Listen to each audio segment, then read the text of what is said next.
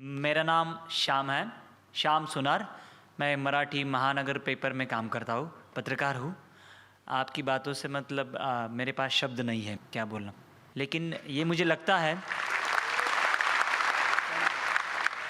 कि भारत में हिंदू और मुस्लिम एक होने के लिए कुछ ना कुछ होना चाहिए, ऐसा मुझे लगता। मैं करता आया हूँ 10-12 साल से, लेकिन आपके मुंह से मैं ये सुनना चाहता हूँ कि भारत में बस्ती में, मैं तो 40 गाँव इस गांव में रहता था, मुंबई में रोजी के लिए आया हूँ। बस्ती बस्ती में जो हिंदू और मुस्लिम हैं, इनके दिल में अगर गलत फहमी है, और वो है भी सही मायने में कुछ हद तक है, तो वो दूर करने के लिए आपकी क्या सुझाव है कि हिंदू और मुस्लिम दोनों कम्युनिटी के लोग कैसे इकट्ठे आ सकते हैं? Brother asked a very good question. That what is the suggestion from me that how can we get the Hindus and Muslims on a common platform? How can we come together? The reply to this is, I have given a talk on similarities between Hinduism and Islam. I've given the talk in Bombay, I've given the talk in Chennai, I've given in other parts of India, and we find there that tens of thousands have attended. In Bombay, about 20,000, in Chennai, a similar number, and other parts of India. And many non-Muslims have attended. Many Hindus have attended, thousands of them. And many of them told me that, Brother Zakir, there was a person, just a comment, that what I did not know about Hinduism in the past 40 years of my life, I have learned in the past 4 hours. I follow the guidance of the Quran of Surah Al-Imran, chapter 3, verse 64, which says, Ta'ala vila kalmitin sawa imbrana bainakum. Come to common terms as between us and you. Which is the first term? Allah na'budu illallah. That we worship none but one God. What we realize, that I don't believe in interfaith dialogue. We say that Hinduism is the same, Islam is the same, Christianity is the same. This is just a gimmick. If I ask the Hindu Pandit, will you become a Muslim? He'll say no. If I ask the Muslim, will you become a Christian? He'll say no. If I ask the priest, will you become a Hindu? He'll say no. So what is same? It's not same. We have to agree that there are differences, but there are similarities also. Let us agree at least to follow the commonalities. What is different, keep it aside. So what I say, that take all the religious scriptures, whether it be the Bhagavad Gita, whether it be the Veda, the Upanishad, the Bible, the Quran, at least what is common, what is different, keep it aside, we can discuss some other time, but at least what is common, let us agree to follow it. And I've given the talk and I've showed so many similarities. So many. So you can refer to my video cassette. And what happens, many of them are not aware. The Muslims are not aware of their religion. Similarly, the Hindus are not aware of their religion. Many of the Muslims objected. Similarities between Islam and Hindu is impossible. So many of the people came in the talk to attack. Now, Rabbi, I'm bowling, what nonsense. Hindu and Muslim, same. Ho hi nahi sakta hai. But when they heard the talk, they were shocked. Those who came to attack, they agreed with the talk. Similarly, many Hindus came. So what we realize, that what is common we should follow. And number one is Allah na'budu illallah, that we worship none but one God.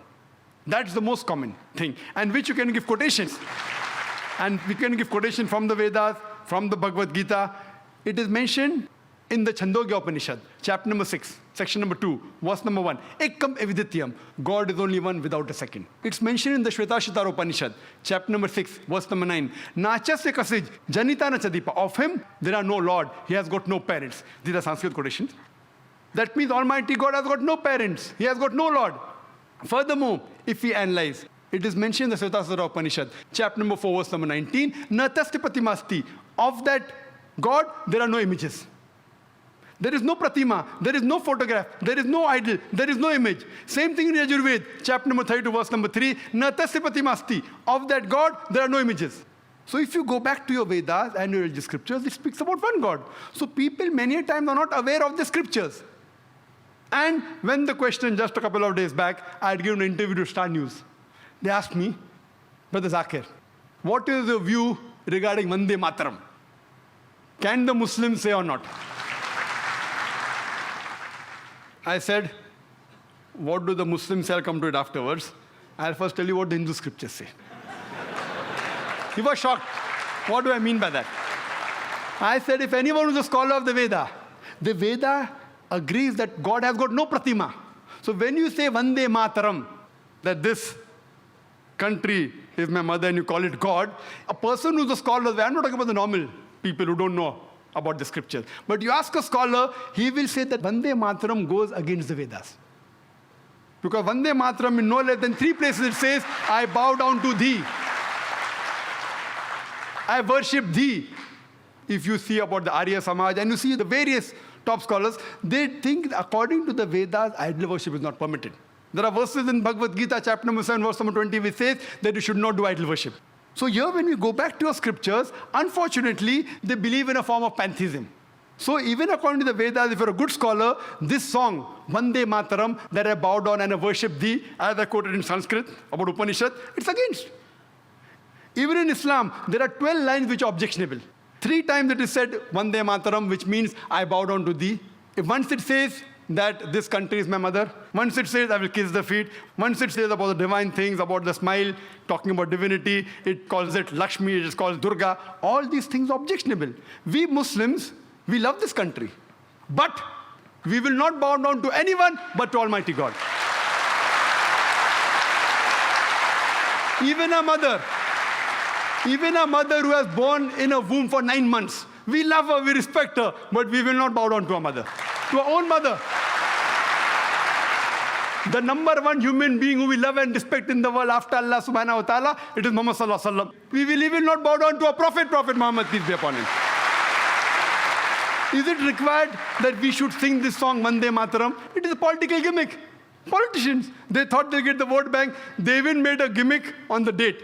You know when it was written by Bankim Chandra Chattopadhyay in 1876. It was published in 1882. Now where is century come now? And where's 7th September? They made a mistake, the political gimmick. Furthermore, even a Muslim living in Saudi Arabia, he cannot bow down to his country, Saudi Arabia. Even a Muslim living in Pakistan cannot bow down to Pakistan. It is shirk. So to say that the Indian Muslims are not patriotic, it is our religion. Our creator, our God who has made this country is far superior. So we love this country. When required for the truth, we are willing to die for this country. But we will not bow down to anyone but Almighty God.